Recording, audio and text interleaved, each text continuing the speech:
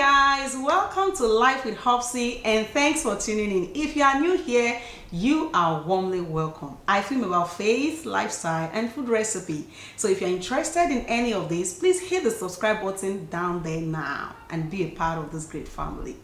Okay, taking my cue from the story of the man who allegedly murdered his wife or fiancée, some say, and committed suicide after the act simply because no, it's not a simple matter. His suspect is not the biological father of their second child. Neighbors confirmed that the couple just relocated to that area and were even seen few days before the horrific incidents jogging together on the streets. There has been a lot of reactions from people across the world on the issue. While some believe the man was a beast in sheep's clothing, and some others say that is the result of moving in with somebody you are not legally married to.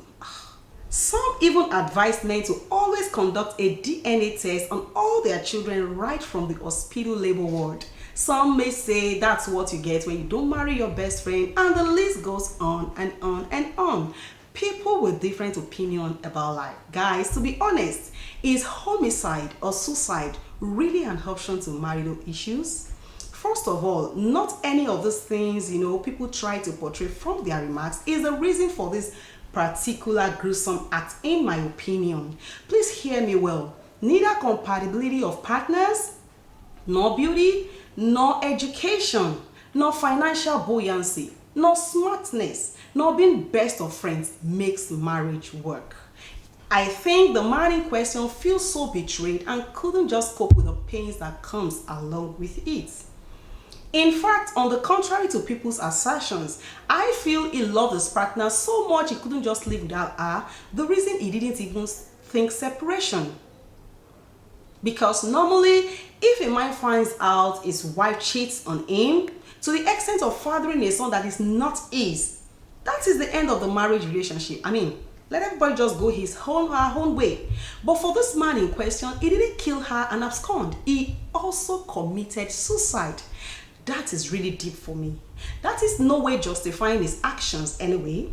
Now, many relationship coach and marriage counselors, if asked what the secret to successful marriage relationship are, often say effective communication is key. But I realize they try to explain this to the best of their knowledge. It is quite understandable that keeping the lines of communication open by sharing your thoughts and feelings often with your spouse is one of the best ways to keep your marriage healthy. But there is more to a successful marriage. And for those that believe the horrible incident was because of not being married, it is true that commitment bonds couples together when they seem tired, annoyed, or even angry at each other.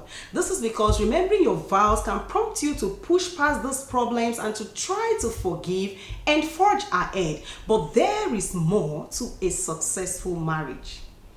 Saying please, I'm sorry, and thank you are words that carry a lot of weight and should not be far from your mouth to your spouse in and for everything. Even though these words are easier to say than to mean, but absolutely necessary to preserve the charm and beauty in your marriage relationship. But there is more to making marriage work. Everyone makes mistakes, so learning to forgive your partner over and again is a commendable effort to a satisfying marriage relationship. However, never get used to being forgiven, thereby making it an excuse for constant misbehavior. If you keep hurting your spouse, thinking they must forgive, yes, you will be forgiven, but you are gradually on your way to being forgotten. Certainly, tolerance and patience are key ingredients in the recipe of a happy married life. These two work hand in hand. No matter how much you love your spouse, trust me, there will always be times when these virtues get tested. They are indispensable virtues for staying happily married because there is no perfect human being, not even you, but there is more to making marriage work. It is also one of the most uplifting experiences to create quality time out of your schedule, to interact with your spouse, know what goes on in their life, and get involved positively to make them feel really special. Like I explained thoroughly in one of my videos, Tending Your Own Garden. I'll leave the link in the description box. If you haven't watched, please do and be informed.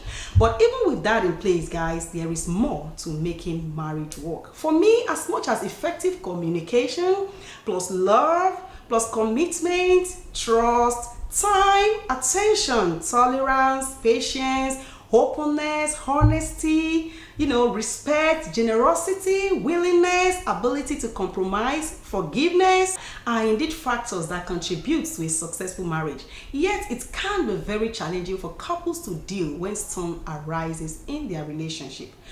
Truth is, it's human nature to want to strike back when the other person is being ugly to you. This means finding a way to let the other person pay for the hurt he or she has caused you. But in all honesty, does revenge really take away the hurt you feel deep inside you? Being married is not just a status, but a work in progress. I have witnessed what a bitter wife does to a relationship, vice versa, of course, as seen in the story just shared in this video. Sometimes it even feels like their actions are justified. But that's not what marriage at its best does. Marriage is designed to create an atmosphere where healing and forgiveness takes place. Learning all these marriage principles is great, but to the more married relationship requires to work is the person of the Holy Spirit. Yes, yes, yes. An unending great marriage is desirable and achievable when you partner with this swift body. Don't forget that marriage is called a holy matrimony, and anything holy is a target for the enemy. Trust me, guys, he offers the possibility of having a true companion to share the pains, hurts, and griefs with. Some things are just way beyond what our physical body and mind can handle, but not without the sweet body, who is always there if you let him. Going back to the story again, the man obviously couldn't handle the hurt alone. How I wish he had met with this great companion before the incident. Definitely he would have handled the issue a lot better. This is to explain that you cannot consistently pursue a great marriage on your own. The Holy Spirit imparts on your marriage by empowering you to live beyond the dictates of the flesh, thereby substituting those natural reactions to concerns in your marriage with his counsel. For if you live according to the flesh, you will die. Romans 8:13. You may not consider yourself a spiritual person. However, anyone who seeks the deeper meaning of life operates on this frequency. Being a person of faith is essential to eternity with Christ. It helps to have faith principles to guide you and encourage your commitment, and a bonus to making your marriage work. For instance, one of the best parts of forgiving someone and being forgiven is the freedom it brings. You may be wondering, how many times does your spouse have to hurt you before you're justified to strike back?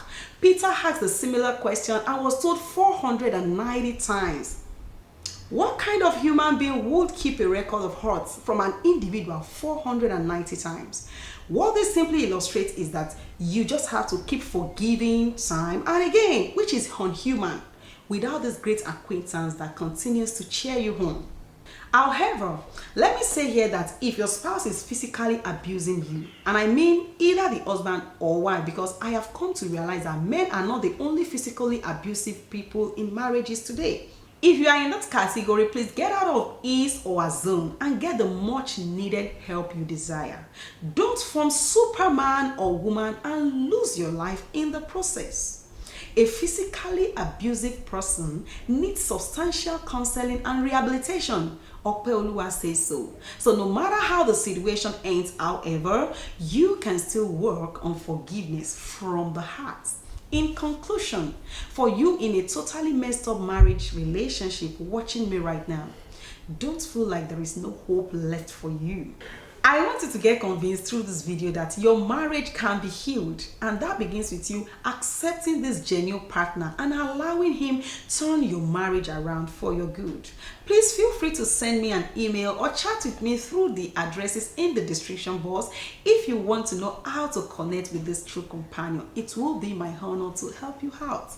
There is an unspeakable calmness and comfort it fortifies your spirit with in the midst of really difficult situations that impact on practical response to salvage the same.